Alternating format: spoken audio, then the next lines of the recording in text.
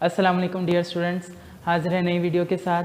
आज हमने एक नया टॉपिक केमिस्ट्री का स्टार्ट करना है। लास्ट टाइम हमने चैप्टर नंबर 9 स्टार्ट किया था और उसमें हमने केमिकल रिएक्शन के बारे में पढ़ा था, रिएक्टेंट के बारे में पढ़ा था, प्रोडक्ट के बारे में पढ़ा था और इसके अलावा हमने केमिकल रिएक्शंस की टाइप्स पढ़ी थी और फॉरवर्ड और रिवर्स रिएक्शन के बारे में पढ़ा था। आज हमने जो टॉपिक स्टार्ट करना है वो है डायनामिक इक्विलिब्रियम।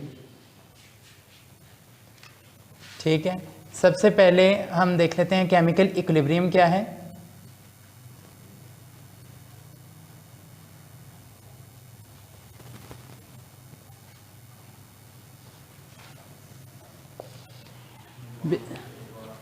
केमिकल इक्विलिब्रियम है क्या? बेसिकली केमिकल इक्विलिब्रियम ये है कि जब भी कोई रिएक्शन हो रहा हो और वो रिवर्सिबल रिएक्शन हो तो उसका फॉरवर्ड रिएक्शन का रेट और रिवर्स रिएक्शन का रेट इक्वल हो जाते हैं।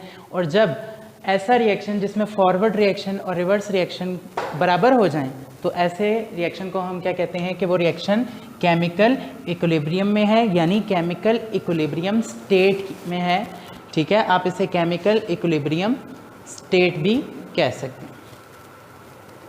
ठीक है, अब केमिकल इक्विलिब्रियम स्टेट में हमने क्या पढ़ा कि रेट ऑफ फॉरवर्ड रिएक्शन जो है RF is equal to rate of forward reaction is equal to rate of reverse reaction.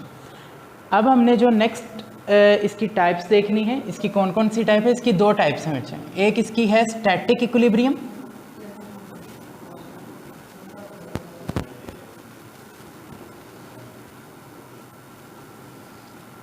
और दूसरी है डायनामिक इक्विलिब्रियम। स्टैटिक इक्विलिब्रियम पहले देखें। स्टैटिक इक्विलिब्रियम क्या है?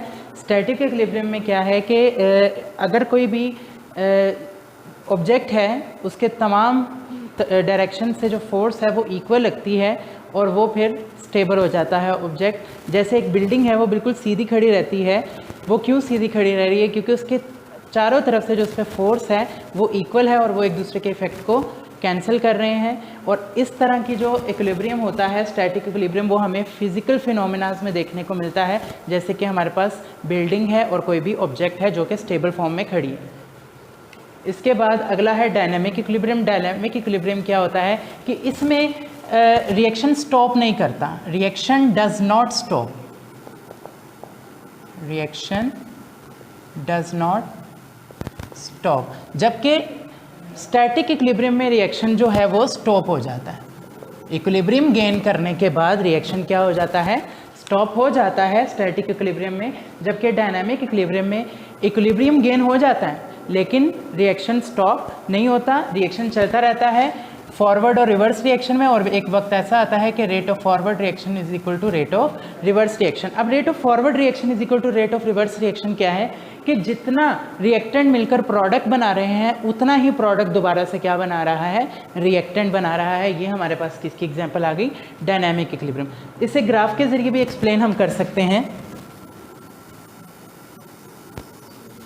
ठीक है, अगर हम बात करें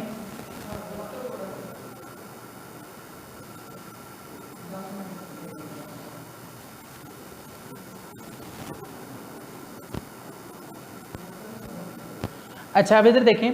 अगर ये ऊपर वाली कर्व मैं आपसे कहूँ कि ये आपको रेट शो कर रही है किसका? रेट ऑफ रिएक्टेंट्स का शो कर रही है। और ये नीचे वाली कर्व आपको शो कर रही है रेट ऑफ प्रोडक्ट्स।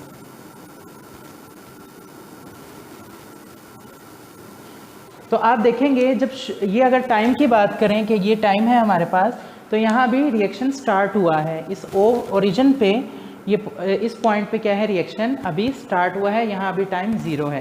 तो रेट ऑफ जो आपका रिवर्स रिएक्शन है, यानी जो प्रोडक्ट की कंसंट्रेशन है वो बहुत ज़्यादा कम है और रिएक्टेंट की कंसंट्रेशन बहुत ज़्यादा है। जैसे जैसे रिएक्शन आगे बढ़ेगा, टाइम गुजरेगा, रिएक्टेंट की जो कंसंट्रेशन है यानी जो रेट ऑफ रिएक्शन है रिएक्टेंट्स का, यानी फॉरवर्ड रिएक्शन जो आएगा हमारे पास, रेट ऑफ रिएक्टेंट जो है वो हमारे पास क्या है? फॉरवर्ड रिएक्शन है हमारे पास। ठीक है, तो जो हमारे पास फॉरवर्ड रिएक्शन है उसका रेट कम हो रहा है, ये हमने कल भी पढ़ा था कि जो फॉरवर्ड रिएक्शन होते हैं वो ग्रेजुअली स्लो हो जाते हैं और रिवर्स रिएक्शन जो होते हैं वो ग्रेजुअली तेज़ होना शुरू हो जाते हैं। तो ये रिएक्शन आहिस्ता आहिस्ता तेज़ हो रहा है और ये रिएक्शन आहिस्ता आहिस्ता स्लो होता जा रहा है, और एक वक्त ऐसा आएगा कि दोनों रिएक्शन इक्वल हो जाएंगे। ये जो पॉइंट है जहाँ पर rate of forward and rate of reverse reaction equal हो जाएंगे, इसे हम कहते हैं डायनामिक इक्विलिब्रियम कहते हैं। ठीक हो गया। अच्छा, अब इसके बाद हमने इसकी कुछ प्रॉपर्टीज़ पढ़नी है। अगला हमारे पास टॉपिक है मैक्रोस्कोपिक प्रॉपर्टीज़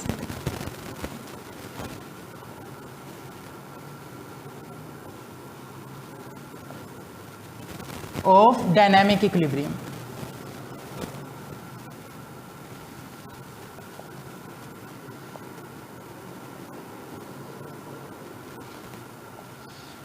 अच्छा, macroscopic properties of dynamic equilibrium क्या है? अगर एक रिएक्शन हो रहा है और उसने इक्विलिब्रियम गेन कर लिया है तो उसके अंदर कौन कौन सी प्रॉपर्टीज़ हैं कि उसने इक्विलिब्रियम गेन किया? तो सबसे पहली प्रॉपर्टी कि आपके पास वो सिस्टम जिसके अंदर ये रिएक्शन हो रहा है शुड बी क्लोज्ड।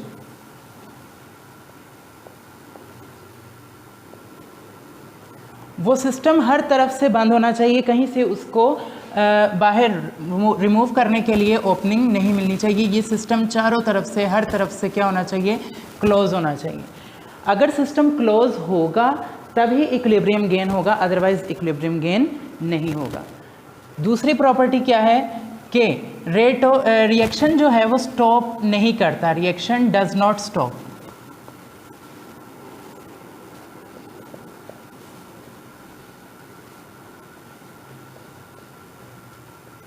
रिएक्शन रुकता नहीं है। अगर रुकता नहीं है तो क्या है? Rate of forward reaction is equal to rate of reverse reaction. दोनों रिएक्शन बराबर हो जाते हैं, लेकिन आपको पता नहीं चल रहा होता, फिजिकली आपको देखने में नहीं लग रहा होता कि रिएक्शन हो रहा है, आपको लगता है रिएक्शन रुक गया हुआ है। थर्ड है अमाउंट जो है रिएक्टेंट की और प्रोडक्ट की वो कभी भी चेंज नहीं होती।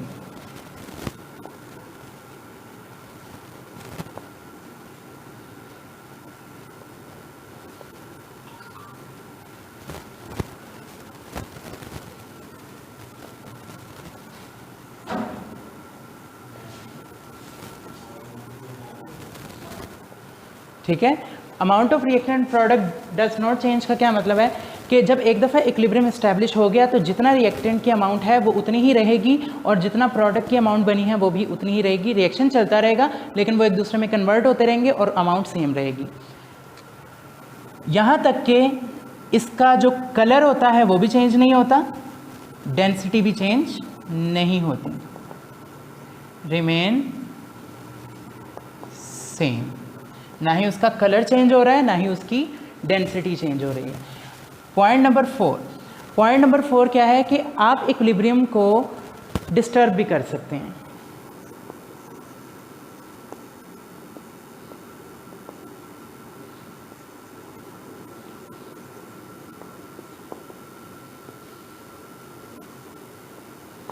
इक्विलिब्रियम को आप किसी भी तरीके से डिस्टर्ब कर सकते हैं। इक्विलिब्रियम डिस्टर्ब हो जाएगा और दोबारा से अचीव हो जाएगा।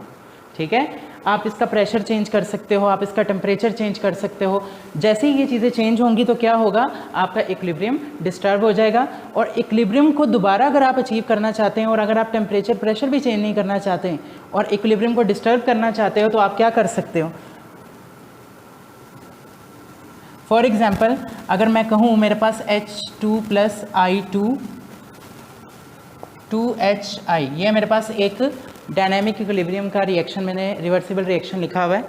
अब मेरे पास ये रिएक्टेंट हैं, ये प्रोडक्ट हैं। अगर मैं इक्विलिब्रियम में कहूँ कि रिएक्शन इक्विलिब्रियम में है और मैं इसे डिस्टर्ब भी करना चाह रहा हूँ और टेम्परेचर प्रेशर भी चेंज नहीं करना चाह रहा, तो या तो मैं रिएक्टेंट को चेंज कर दूंगा या मैं प्रोडक्ट को चेंज कर दूंगा। तो आपके पास जो इक्विलिब्रियम है वो आप कैसे भी अचीव कर सकते हैं, या तो रिएक्टेंट की अमाउंट को चेंज करके या फिर प्रोडक्ट की अमाउंट को चेंज करके। ये जो आपका मैक्रोस्कोपिक प्रॉपर्टीज़ हैं ये आपका बहुत इंपॉर्टेंट लॉन्ग क्वेश्चन है पेपर पॉइंट ऑफ व्यू से। आप इसे ज़रूर याद कीजिएगा और बहुत अच्छे से इसे लिखिएगा, लिख के याद कीजिएगा। आपको जो चीज़ लिख के याद की हो वो ज़्यादा याद रहती है। अगर इस लेक्चर में आपको कोई भी प्रॉब्लम है तो आप कमेंट्स के ज़रिए पूछ सकते हैं। ठीक है, थैंक यू वेरी मच।